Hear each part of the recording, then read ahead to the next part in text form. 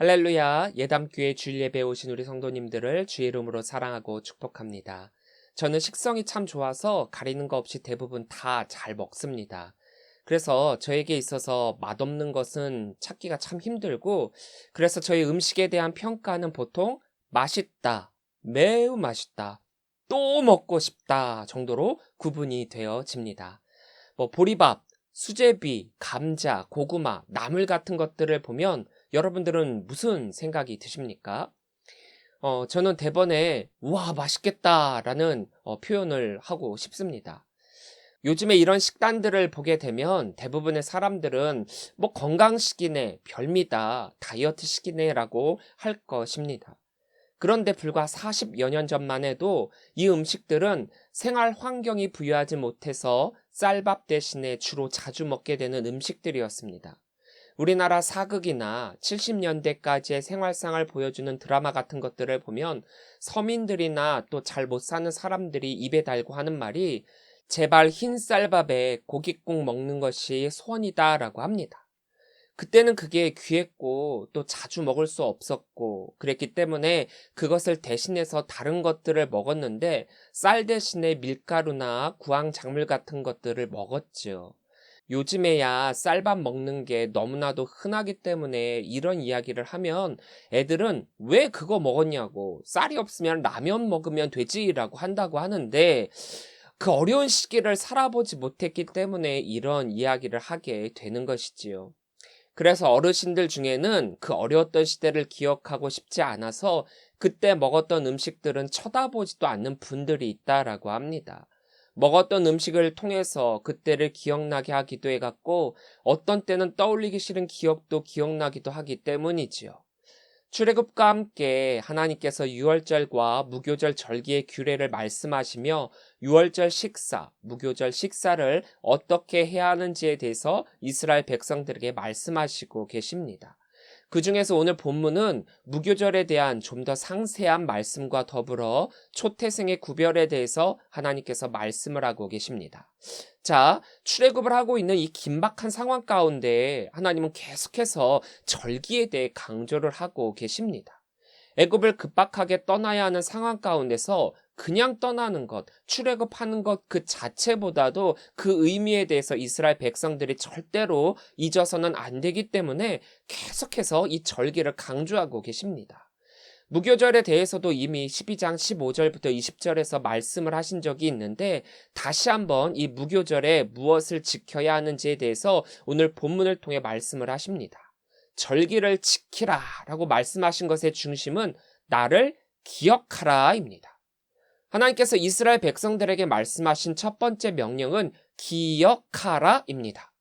우리가 신앙생활을 하면서 자꾸 하나님께 뭔가를 해야 된다라고 생각을 하는데 그래서 뭔가를 바쳐야 하고 뭔가를 열심히 해야 하고 뭔가 대신해야 하고라고 하는데 하지만 하나님은 뭘 바치라라고 말씀하시기 이전에 가장 먼저 하나님이 그들에게 베푸신 구원의 역사를 기억하라라고 말씀하십니다.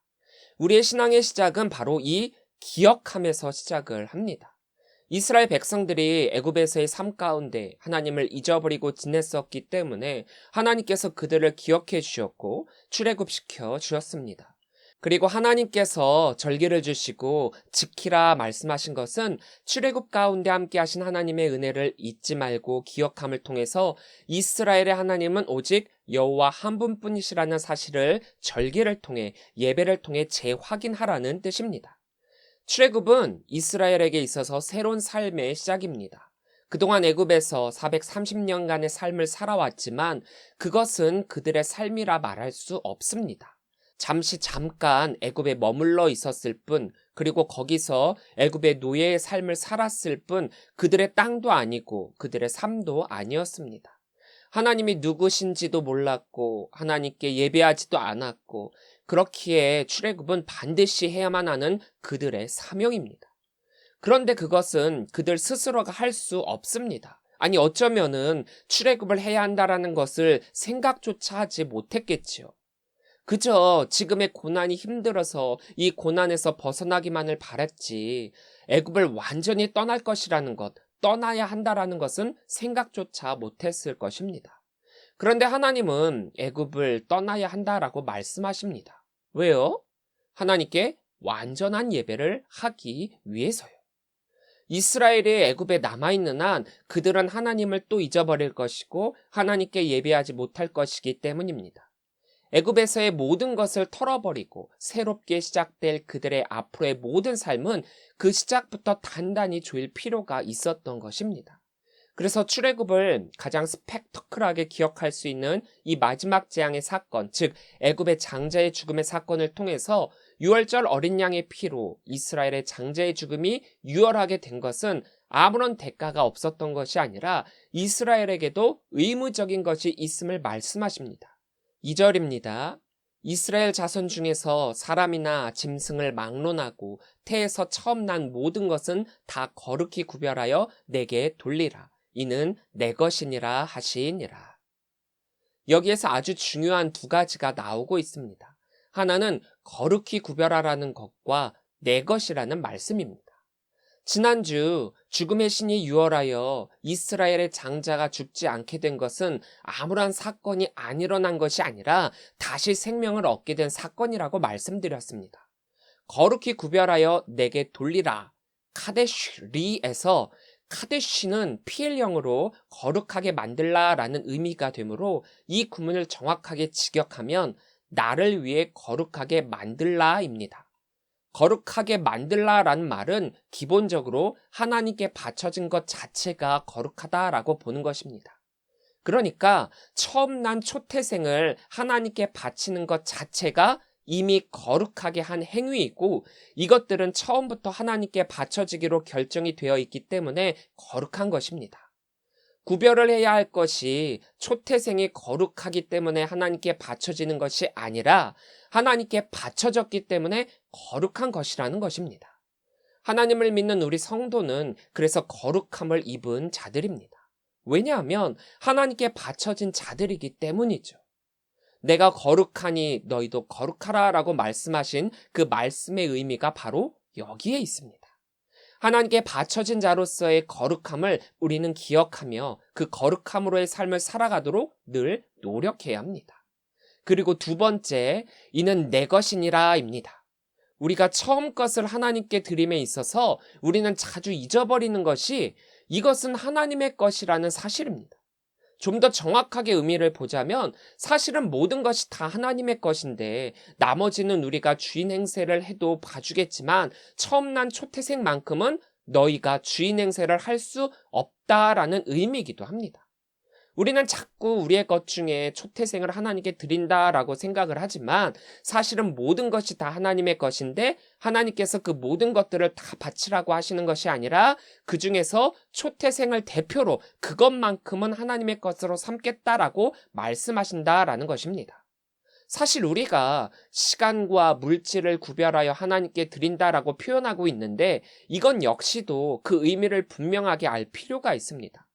시간과 물질은 모두 하나님께 속한 것이기에 우리의 것이라 할 수 없지만 시간을 구별하여 주일을 주님의 날로 거룩하게 하나님께 예배하고 또 물질을 구별하여 우리의 소득의 10분의 1을 하나님께 구별하여 바치는 것은 모든 것은 다 하나님의 것인데 나머지를 우리들에게 주심을 감사합니다.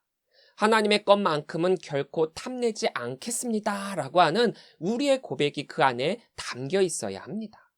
하나님의 이러한 요구는 요구가 아니라 배려입니다. 도리어 우리에게 주심입니다. 하나님은 초태생의 것을 달라가 아니라 초태생을 빼고 모두 너희가 소유해라 라고 하는 우리에 대한 배려입니다. 우리는 그 점을 잊지 말아야 합니다. 그 다음 출애굽의 이유에 대해서 나오고 있습니다. 그것은 하나님께서 이스라엘의 조상들과의 약속을 기억하셨기 때문입니다. 5절입니다. 여호와께서 너를 인도하여 가나안 사람과 헷 사람과 아모리 사람과 히윗 사람과 여부스 사람의 땅 곧 내게 주시려고 내 조상들에게 맹세하신 바 젖과 꿀이 흐르는 땅에 이르게 하시거든 너는 이달에 이 예식을 지켜. 이스라엘을 이끌고 계신 분은 여호와이십니다. 인도하신 분은 여호와이십니다. 하나님의 뜻으로 그 땅에 가고 있는 것입니다. 가나안 땅은 하나님께서 이미 조상들에게 주시겠다라고 여러 차례에 걸쳐 맹세하신 땅입니다. 하나님은 바로 이런 맹세와 언약에 근거하여 이스라엘에게 가나안을 기업으로 주고 계십니다. 역사의 주관자이신 하나님은 그 약속을 반드시 이루시는 분이십니다. 출애굽의 사건은 이미 하나님께서 이스라엘의 조상들과 맹세하신 바를 지키시기 위함으로써의 인도하심입니다. 약속을 잊지 않으시고 기억하시어 지키시는 분이 바로 하나님이시라는 겁니다. 하나님께서 그 약속을 지키셨듯 이스라엘도 이 사건을 잊지 말라라고 말씀하고 계시는 겁니다. 그것을 어떻게 해요? 바로 절기로 지키라는 것입니다. 6절부터 7절입니다. 이레 동안 무교병을 먹고 일곱째 날에는 여호와께 절기를 지키라. 이레 동안에는 무교병을 먹고 유교병을 내게 보이지 아니하게 하며 내 땅에서 누룩을 내게 보이지 아니하게 하라. 출애굽은 한 번의 사건으로 끝나는 것이 아니라 영원토록 기억하고 보존해야 할 사건입니다. 지금도 ing라는 것이지요. 유월절 어린 양의 희생의 피와 고난의 떡을 먹음으로써 대대로 잊지 말고 기억해야 할 사건입니다. 무교병에 대해서는 지난번에 말씀을 드린 적이 있죠. 맛을 좋게 하고 빵을 부풀리기 위한 누룩이 빠진 빵. 한마디로 말하면은 아주 맛없는 빵이라고 했습니다. 일부러 맛없는 빵을 이때를 기억하며 먹으면서 출애굽의 긴박함을 어쩔 수 없이 먹어야만 했던 이 빵을 먹으면서 출애굽을 이끄신 하나님의 은혜를 기억하고 감사하는 절기가 바로 이 무교절입니다. 마지막 7째 날에는 무교절의 첫날과 마찬가지로 여호와께 절기를 지키라고 하셨습니다. 이 절기를 가리키는 단어 하그의 원어적인 뜻은 페스티벌, 축제이므로 이스라엘의 무교절의 마지막 날 성회로 모일 때 하나님께서 그들을 애굽으로부터 구원해내심을 기억하며 기쁨으로 모여 축제의 성회로 모여야 합니다. 그래서 첫날과 마지막 날에는 아무 노동도 하지 말라고 하시는데 힘들게 노동을 하게 되면 아무래도 기쁨 속에서 절기를 지킬 수 없기 때문입니다. 그리고 누룩은 죄와 허물을 상징한다라고도 했습니다. 그렇기에 이 기간 동안에는 철저히 누룩을 배제해서 부정한 것을 버리고 스스로를 정결하게 거룩하게 만들어 하나님의 것이 되게 하는 것이 바로 무교절입니다. 왜냐하면 출애굽의 이 사건은 이스라엘 스스로의 힘으로 나온 것이 아닌 전적으로 하나님의 능력과 은혜로 말미암은 것이기 때문입니다. 3절 후반부입니다. 여호와께서 그 손의 권능으로 너희를 그곳에서 인도해 내셨음이니라. 사람들은 잘 되면 내 탓, 잘못되면 남 탓이라고 하죠. 시간이 지나게 되면 출애굽을 누가 이끄셨고 어떤 의미를 가지고 있는지 분명 희미해질 것입니다. 절기로 지켜 기억하고 그 후손들에게 교육하지 않는다면 역사의 한편으로만 그치게 될 것입니다. 우리나라도 매년 3월 1일이나 8월 15일 같은 날들을 공휴일로 지정하고 지키는 까닭이 무엇입니까? 이 날을 잊지 말자라는 겁니다. 기억하자라는 거죠. 이스라엘의 출애굽은 철저히 하나님의 권능으로의 인도하심입니다. 이스라엘은 종살이로부터 구원받은 것은 오직 여호와의 능력 때문임을 기억해야 합니다. 사람들은 잊지 말아야 할 것을 많이 잊습니다. 잊지 말아야 할 것을 잃으면 믿음도 희석이 됩니다. 감사해야 할 것들이 불평이 되고 은혜를 당연하다라고 여기면서 도리어 엉뚱한 것들을 요구하게 됩니다. 의무를 가지고 해야 할 사람들이 도리어 권리를 요구하게 된다라는 거예요. 그래서 하나님께서는 쉐마 교육을 명령하십니다. 8절부터 9절입니다.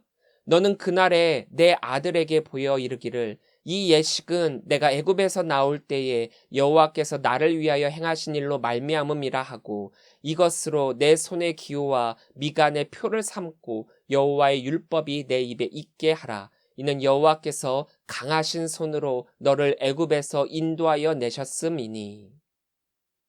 유대인 가정에서는 유월절이 오면 식사를 하며 부모가 자녀에게 유월절의 유래를 가르치고 있습니다. 자녀들이 무교병을 먹고 즐기는 제의에 관해 물어볼 때 아비들은 여호와께서 이스라엘을 위해 행하신 일들을 말해주어야만 합니다. 그리고 하나님께서 이스라엘을 구원하신 것을 손과 이마, 즉 그들 중 가장 가까운 곳에 새겨놓아 늘 잊지 않도록 그 말씀을 기억하는 교육을 했습니다. 그것이 바로 쉐마 교육입니다. 들으라! 바로 그 교육입니다. 하나님이 나를 위해 하신 일을 기억하는 것이 바로 믿음입니다. 가정에서의 신앙교육은 해도 되고 안 해도 되는 것이 아니라 반드시 해야 하는 것입니다. 왜냐하면 그 자녀가 하나님을 기억하냐 못하냐는 그 자녀가 복된 삶을 사느냐 저주의 삶을 사느냐로 갈리기 때문입니다. 자녀들이 잘 되기를 원하시죠. 그렇다면 하나님을 잊지 않고 기억하게 하시기 바랍니다. 시험이니까, 고3이니까 이번만 주일을 빠지고 대학 가서 열심히 다니게 하면 된다? 이게 아니라는 거예요. 이런 분들은 대학에 붙고 나서도 교회에 빠져도 된다라고 하는 인식이 생겨가지고 주일을 주일답게 여기지 않게 됩니다. 주일은 어떤 일이 있어도 꼭 지켜야 한다라는 것을 가르치시기 바랍니다. 그것이 바로 자녀를 살리는 방법입니다. 잠언 3장 3절에서 인자와 진리가 내게서 떠나지 말게 하고 그것을 내 목에 매며 내 마음판에 새기라 라는 말씀처럼 우리 역시도 하나님의 말씀을 늘 묵상하고 암송하는 삶을 통해서 하나님의 은혜를 잊지 말아야 할 것입니다.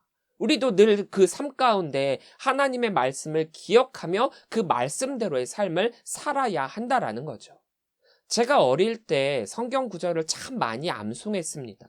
특별히 여름 성경학교나 수련회 때에는 식사에서조차도 암송을 했었죠. 그래서 암송을 해야만 밥을 먹을 수가 있었습니다.